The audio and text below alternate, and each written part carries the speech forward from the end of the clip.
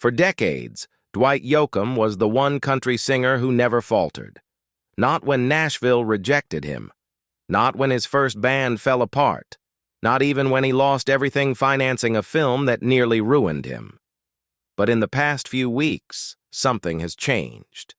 Dwight has been seen entering medical centers in Los Angeles, canceling appearances he once never would have missed, and speaking in interviews with a heaviness fans have never heard before. His latest words have shaken people who believed the honky-tonk rebel was unbreakable, because for the first time, Dwight Yoakam sounds like a man preparing for something he can't outrun. The boy who ran and never stopped. Dwight Yoakam's story begins far from the bright lights, in Pikeville, Kentucky, where he was born on October 23, 1956. His earliest memories were shaped by coal dust, poverty, and the sense that life was always slipping away from the people around him. When the mines closed and families fled Appalachia, the Yoakams joined the wave moving north. They left Kentucky for Columbus, Ohio, a move that planted the first seed of the sadness that would haunt Dwight's songwriting for the next 50 years. Route 23 wasn't just a highway. For Dwight, it was the line that divided who he was from who he had to become.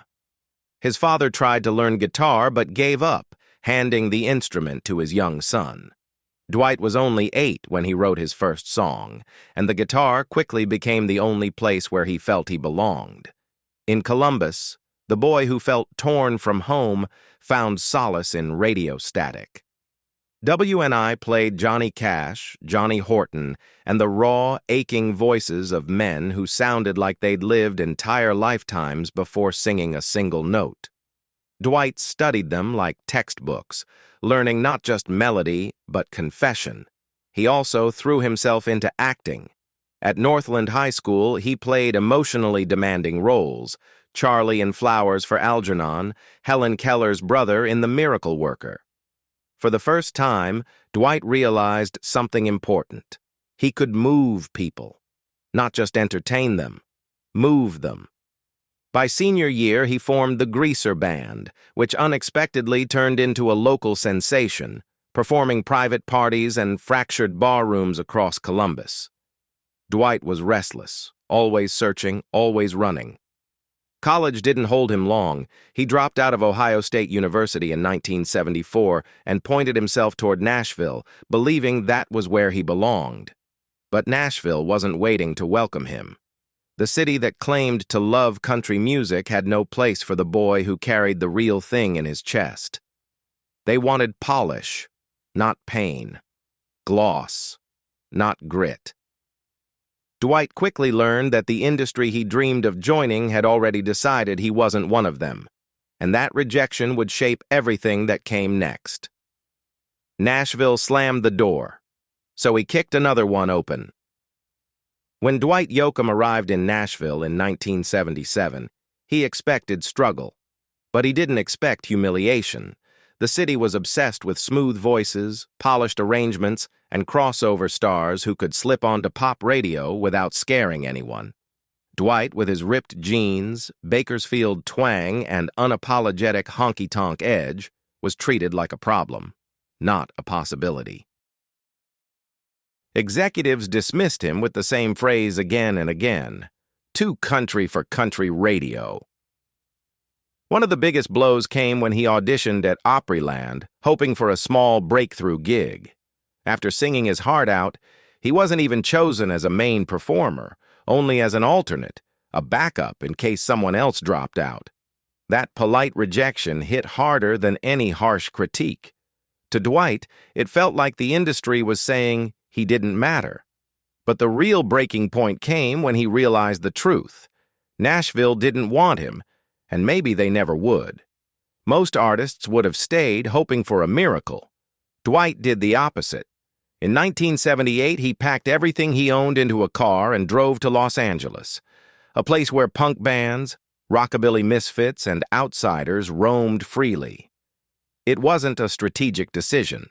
It was survival. Los Angeles didn't care about fitting in, and neither did he. He worked loading docks by day, folded clothes in department stores, and chased any stage that would let him plug in his guitar at night. And in the strangest, most unexpected twist, he found his people in punk clubs, Madame Wong's, the Hong Kong Cafe, Al's Bar. The crowds didn't understand country music, but they understood honesty. They didn't care about genre, they cared about truth. Dwight's music hit them like a jolt. It was raw, desperate, unpolished, exactly what punk audiences lived for. And with them, Dwight helped ignite a movement that critics later named cowpunk. It was messy, loud, fearless. It was perfect. Then fate intervened. In 1982, he met Pete Anderson, a guitarist and producer who understood his sound instantly, a rare mix of Bakersfield grit, rockabilly fire, and pure emotional storytelling. Anderson became Dwight's producer, band leader, and creative mirror for nearly 20 years. Together, they built something Nashville didn't see coming, a version of country music America didn't just hear. They felt the rise, the revolution, and the price of success. By 1984, Dwight Yoakam was still broke, still unknown, and still playing clubs where beer bottles hit the floor more often than applause. But he believed he had one last shot. Borrowing $5,000, some from friends, some from a drummer's nearly maxed-out credit card, he recorded an EP on a tiny label called Oak Records. The title was defiant, almost confrontational. Guitars, Cadillacs, etc., etc. Nashville mocked him. Los Angeles embraced him. The EP spread through the underground music scene like wildfire. Punk kids loved it. Rockabilly purists loved it. Even people who hated country music couldn't deny the force in Dwight's voice, the ache, the swagger, the truth. Soon, major labels started circling, and in 1986, Warner Reprise signed him and reissued the EP as a full-length album. What happened next was something nobody in Nashville predicted. The album hit #1 and stayed there for 3 years. It went double platinum, produced 3 hit singles, and made Dwight Yoakam the most exciting new voice in country music. But the biggest shock came when Honky Tonk Man became the first country video ever played on MTV. Dwight, with his low-slung hat and dangerous cool, didn't just fit into pop culture. He sliced right through it. But success came with a cost. Behind the scenes, Dwight was running himself into the ground, touring non-stop, recording constantly, working with perfectionist intensity. He pushed himself harder than anyone around him, chasing something he never fully named. Then, in 1989, he released I Sang Dixie, a haunting ballad about a dying Southern man ignored on a Los Angeles sidewalk.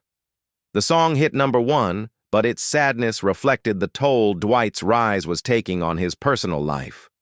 Rumors swirled about breakups, loneliness, and a man who could fill arenas but struggled to keep anyone close. By the early 1990s, Dwight was a superstar, but cracks had already begun to form, and soon he would push himself into a disaster from which he would never fully recover. Hollywood, heartbreak, and the disaster that broke him. By the mid-1990s, Dwight Yoakam was more than a country star. He was a cultural force. He had the voice, the swagger, and the unmistakable silhouette that made him impossible to ignore. And Hollywood noticed.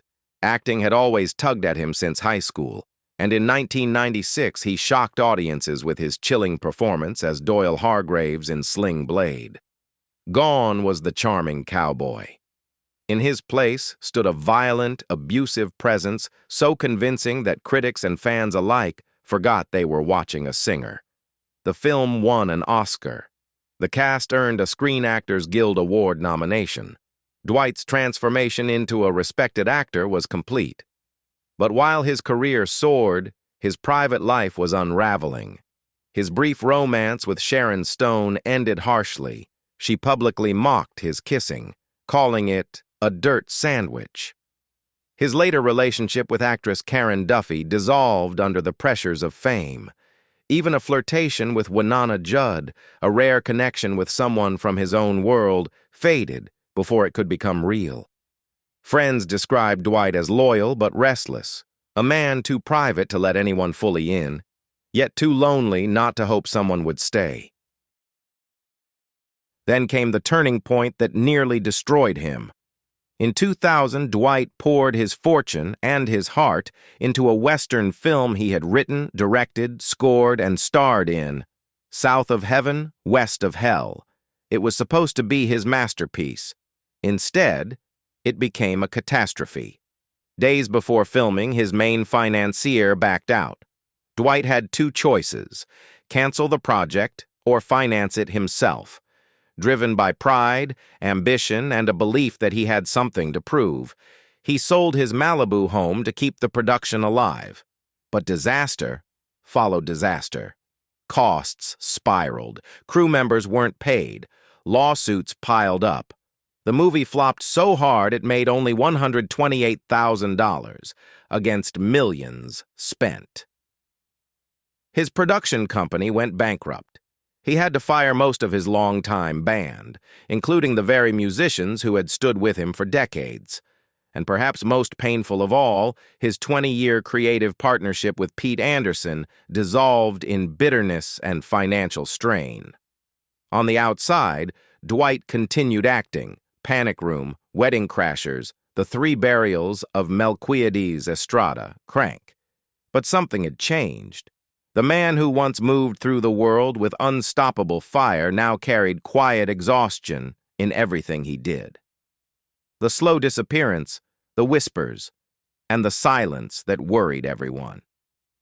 By the early 2000s, Dwight Yoakam wasn't the same unstoppable figure he'd been in the 80s and 90s. The failure of South of Heaven, West of Hell had drained him financially and emotionally. He continued to work: albums, tours, acting roles, but the momentum had shifted. The hits slowed. Nashville moved toward polished, pop-leaning stars. And the same industry he had once shocked into respecting him quietly pushed him to the margins. His breakup with Warner/Reprise ended painfully, leading to his 2021 lawsuit when the label removed several of his songs from streaming platforms. His long-running partnership with Pete Anderson dissolved in a haze of legal disputes and hurt feelings. He signed with smaller labels, then jumped between them in search of musical freedom, releasing Population Me, Blame the Vein, Three Pairs, and Swimming Pools, Movie Stars. Critics still admired him. Fans still adored him. But the era of Dwight dominating country music had faded. Then came something far more alarming. Dwight Yoakam began to disappear. He stopped touring regularly. His once frequent TV appearances slowed to a trickle. Fans noticed he looked thinner, slower, sometimes tired. Shows were canceled with vague explanations: weather, scheduling issues, unforeseen circumstances. But longtime followers knew something was wrong. Dwight had never missed shows. Not through bankruptcies, not through heartbreak, not even through the death of his mother. Rumors spread quickly. Some fans believed he was battling exhaustion after decades of nonstop work. Others feared something more serious, an illness he refused to discuss. The sighting of him entering medical centers in Los Angeles in recent weeks fueled a wave of worry across social media. He had always been private, guarded, silent. But now silence felt ominous. And yet Dwight wasn't entirely gone. In 2020, he quietly married Emily Joyce, a photographer he had been with for a decade, almost entirely off the public radar. Just months later, at age 63, he became a father for the first time.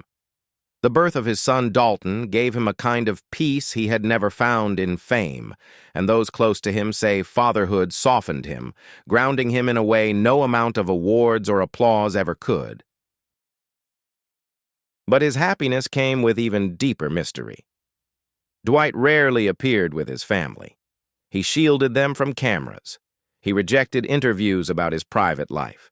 And as the cancellations increased and the headlines grew darker, Fans wondered whether the very privacy he treasured was now hiding something far more serious.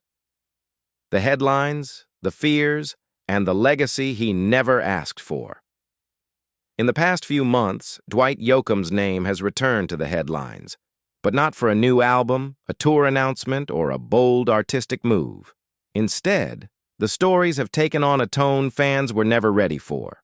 Reports of canceled performances, postponed appearances, and his increasingly rare public sightings have created a cloud of worry over a man who once seemed bulletproof. When grainy photos surfaced showing Dwight entering medical facilities in Los Angeles, whispers turned into genuine fear. Something was happening, and Dwight wasn't saying a word. Fans dug through recent interviews searching for clues, and what they found only deepened the concern. Dwight spoke softly about wanting more time with family, about slowing down, about the chapters a man can't outrun forever. His new songs, especially those written after his son Dalton was born, carried a bittersweet tone, heavy with themes of letting go, reflection, and the fragility of time. One track in particular, I Don't Know How to Say Goodbye, struck listeners as almost prophetic. It was tender. It was vulnerable. It didn't sound like a man preparing for a comeback. It sounded like a man preparing for something else entirely. But through the fear, there is another truth. One Dwight himself would likely want fans to remember. He has already lived a career that defied gravity. He revived the Bakersfield sound when Nashville tried to bury it. He brought Buck Owens back into the spotlight. He made MTV play its first country video. He built a catalog that influenced generations, from Chris Stapleton to Post Malone. He made Honky Tonk matter again. And beyond the music, he built something even rarer, a life that finally found peace. In Emily Joyce, he found the steady presence he never had before. In his son Dalton, he found joy that even decades of fame could never give him. For the first time in his life, Dwight wasn't chasing anything. He was holding on to something. Still, the question lingers. What comes next? Will Dwight return to the stage in the quiet, intimate way legends often do? Or will he spend his remaining years in the privacy he fought so hard to protect? No one knows. Dwight has never played by the rules. Not in Nashville, not in Hollywood, not in life. But one thing is undeniable. Whatever happens, Dwight Yoakam's legacy is secure. His music, his voice, his rebellion, and his stories will outlive every rumor, every headline, and every fear. Time may have caught up to the cowboy, but his place in history never will. Dwight Yoakam's story isn't finished, but the latest headlines have reminded everyone just how much he means to country music and how fragile even our strongest legends can be. What's your favorite Dwight Yoakam song or memory? Tell us in the comments, and if you want more deep dives like this, make sure to like the video and subscribe for more stories behind the stars.